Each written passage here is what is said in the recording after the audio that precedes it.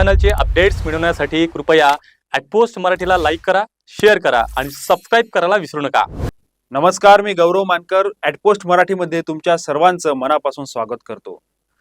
आता शाळा सुरू होणार आहेत आणि नवीन विद्यार्थ्यांच्या ॲडमिशनसाठी देखील लगबग सुरू झालेली आहे। अनेक शाळा ह्या वेगवेगळ्या पद्धतीच्या शाळा, ज्याप्रमाणे सीबीएसई शाळा असतील, राज्य मंडळाच्या शाळा असतील, कॉन्व्हेंट, नर्सरी अशा पद्धतीच्या वेगवेगळ्या शाळा आहेत आणि वेगवेगळ्या शाळांची नियम, त्या शाळेमध्ये प्रवेश घेण्याच्या पद्धती आणि प्रवेश घेतल्यानंतर त्या शाळेमध्ये लागत असणारे गणवेश, पाठ्यपुस्तकं वगैरे ह्या सर्व गोष्टींची एकंदरीतच सर्व फीज जी आहे ती देखील आता महाग होत चालली आहे आणि ही फीज सर्वसामान्य लोकांना परवडणारी नाही।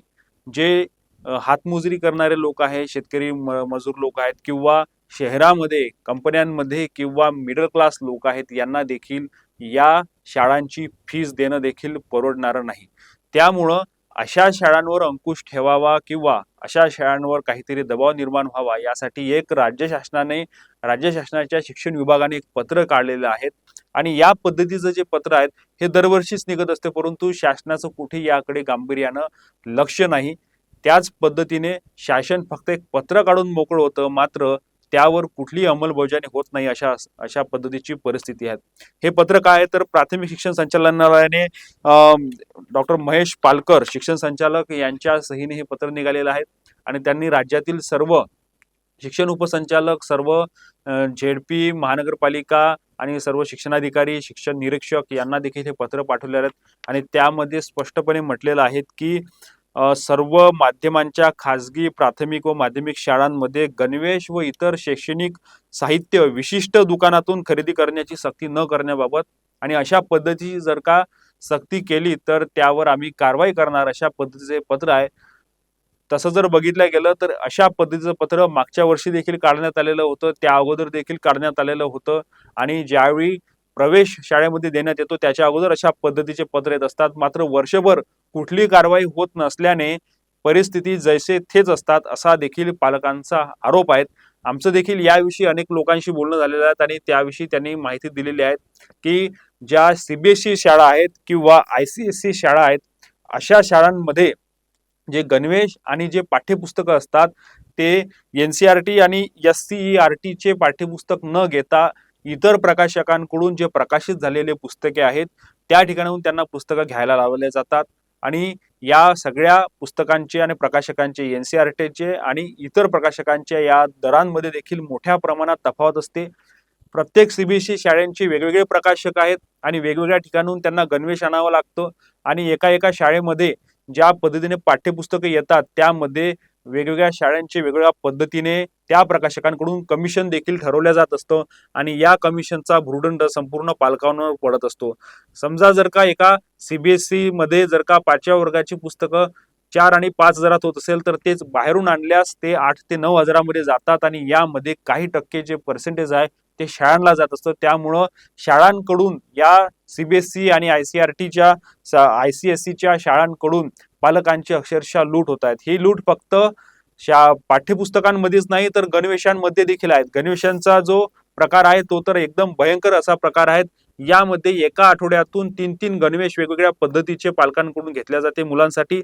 त्याच पद्धतीने हे जे गणवेश आहेत काही शाळा ते स्वतः शाळेतून देतात किंवा एखाद्या दुकानदाराकडे त्यांना जे कुपन दिल्या जातं त्या कुपनच्याच आधारे त्या दुकानामध्ये जाऊन त्याच दुकानामध्ये त्यांना ते गणवेश घ्यावं लागते। यामध्ये देखील कमिशन ठरलेलं असतं।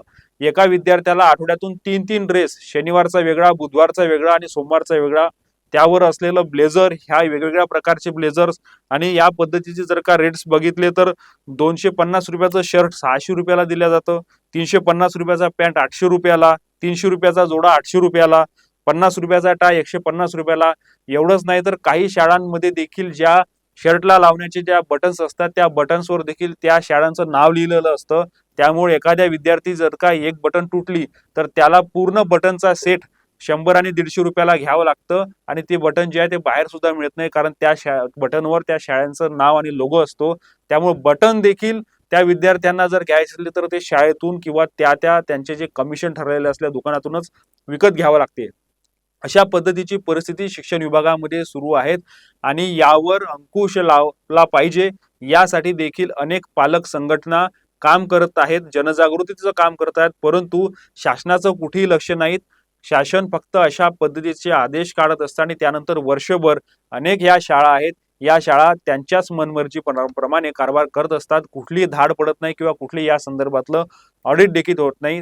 सर्वात महत्त्वाची म्हणजे राज्यातील जवळपास 80 ते 90% सीबीएसई शाळा या बेकायदेशीररित्या शासनाची मान्यता न घेता सुरू आहेत. हे सर्वात मोठा धोकादायक आणि एक गंभीर प्रश्न हा आहे. आणि यामध्ये शिक्षण जे शिकवणारे असतील किंवा जो स्टाफ असतील तो कोणत्या क्वालिटीचा असेल किंवा कशा पद्धतीनं त्यांचं काम चालत असेल हे शासनाला देखील माहिती होत नाही. आणि बाहेरून सर्व कपडे आणणे, पाठ्यपुस्तकं वेगवेगळ्या प्रकाशकांकडून घेणे आणि परीक्षा घेणे आणि त्यांना मार्कशीट देण्याचं काम असे अनेक सीबीएसई शाळांतून सुरू आहेत, ज्यांचा संलग्न हे राज्य सरकार सोबत देखील नाही किंवा सीबीएसई सोबत नाहीत. असं असताना हा सर्वात महत्त्वाचा गंभीर मुद्दा राज्यामध्ये बनत चाललेला आहे आणि सर्वसामान्यांच्या खिशाला कात्री मारल्या जात आहेत. सोबतच हे फक्त गणवेश आणि पाठ्यपुस्तकांचा विषय झाला तर इतर जी ऍक्टिव्हिटीज असते शाळांमध्ये त्या ऍक्टिव्हिटीज देखील वेगवेगळ्या असतात. वेगवेगळ्या ऍक्टिव्हिटीजचे वेगवेगळ्या पद्धतीने पैसे घेतले जातात आणि ह्या सर्व पैशांतून देखील आणि काही लोकांनी देखील असा विषय काढलेला आहे की ग्रामीण भागामध्ये अगोदर ज्या मुलांना अंगणवाडी पासून तर 12व्या वर्गापर्यंत जेवढा खर्च शिक्षणासाठी येत नव्हता त्यापेक्षा जास्त खर्च हा आता फक्त KG1 KG2च्या मुलांसाठी एका वर्षाला येतो आहे. एवढा जर का शिक्षणाचा खर्च वाढत असेल आणि जर का इतक्या मोठ्या प्रमाणावर पैसा त्याच्यावर जात असेल आणि आउटपुट जर काही मिळत नसेल तर यावर शासनाचं गंभीर लक्ष असायला पाहिजे. या संदर्भात जर का कोणी तक्रार केली तर त्या पालकांना त्रास दिला जातो, त्या विद्यार्थ्यांना त्रास दिला जातो. अनेक ठिकाणी तर अनेक पालकांच्या हातामध्ये TC देण्यात आली आणि त्यांना बाहेर काढण्यात आलं. त्यामुळे पालक देखील याविषयी बोलायला तयार होत नाही. म्हणून हा एक गंभीर मुद्दा बनत चाललेला आहे आणि प्रत्येकाच्या घरी चाललेला हा मुद्दा आहे. त्यामुळे आम्ही देखील या प्रश्नी हा आवाज उठवत राहणार आहेत. ॲडपोस्ट मराठीच्या माध्यमातून आम्ही देखील तुम्हाला विनंती करतो की जर का तुमच्या लक्षामध्ये अशा पद्धतीच्या गोष्टी येत असेल किंवा काही तुम्ही या पद्धतीचं उघडकीस आणण्याच्या विचारात असाल तर आम्ही जो मेल ID दिलेला आहे त्या मेल ID वर तुम्ही आम्हाला मेल पाठवा. आम्ही देखील याचा पाठपुरावा करू आणि तुमच्या समस्या आमच्या चॅनलच्या माध्यमातून पुढे आणण्याचा प्रयत्न करू. आमचा व्हिडिओ तुम्हाला कसा वाटला कमेंट बॉक्समध्ये कमेंट करून नक्की कळवा आणि ॲडपोस्ट मराठीला लाईक करा, शेअर करा आणि सबस्क्राईब करायला विसरू नका. धन्यवाद.